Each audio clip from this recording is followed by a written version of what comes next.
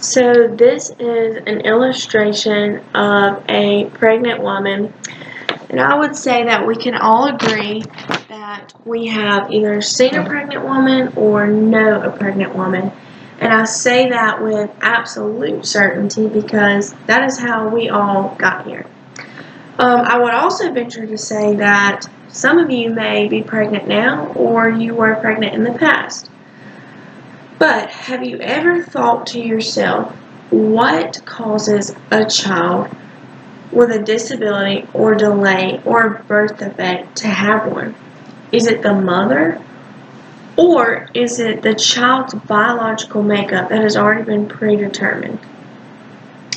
So I hope that you have asked that question yourself, or you have at least heard someone ask that question.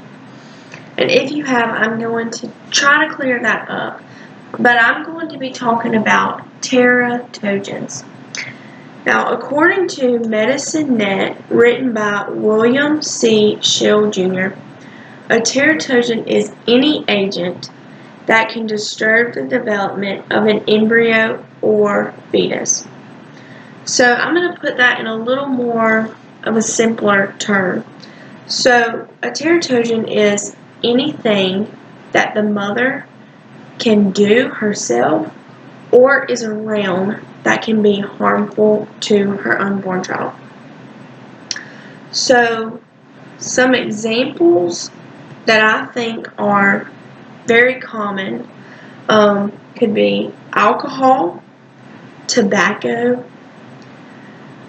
illegal or illicit drugs, prescription drugs, or even over-the-counter drugs.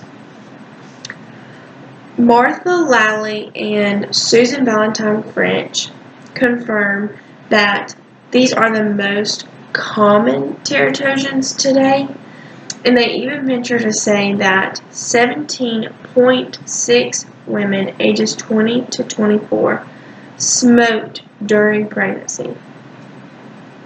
Now, this also includes vaping.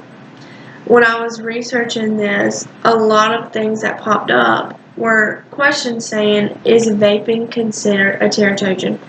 And it is. So this could be done by the mother, hopefully out of ignorance, if done at all. But it also could be done out of sheer rebellion. So hopefully this mother is not partaking in these things that can be harmful to her child.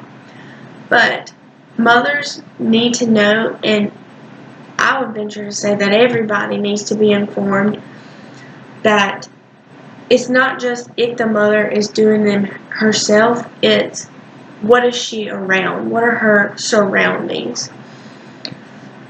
So the next thing I'm going to touch on is, what does that look like for the child?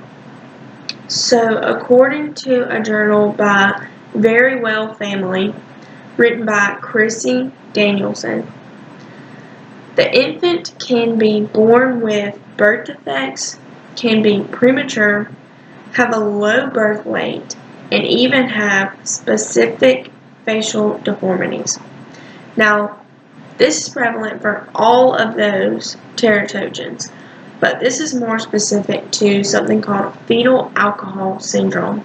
Now, some of you may have heard of that, and some of you may have not heard of that.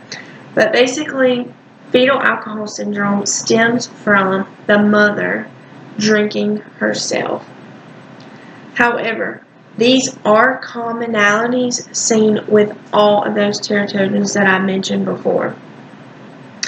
Next, not only can they be born with mental or physical disabilities, such as things like autism, but the child can also be born with behavioral issues, and something that is becoming more common today is ADHD. Now, some of you may think that that's not as severe as an actual mental or physical disability. Even though it is not something that you can touch or see, it is something that affects the child. Now, this can be a hindrance in school. It can cause the child to not be able to focus, but it can also even be a hindrance long term. As an adult, this can hinder them in their job. So this is just as important as the rest of the consequences caused by these teratogens. And lastly, the most severe consequence is that it can be fatal to your infant, your unborn child, if you are partaking in these teratogens or if you are around them. So if you are even in the environment of, say, someone smoking, or if you are around people who are tempting you to do that, it can eventually harm your unborn child. So I would venture to say that not only pregnant women need to be informed on what a teratogen is, but what that can cause and what it looks like for your child. And I would also ask the question, are those things more important than that unborn child?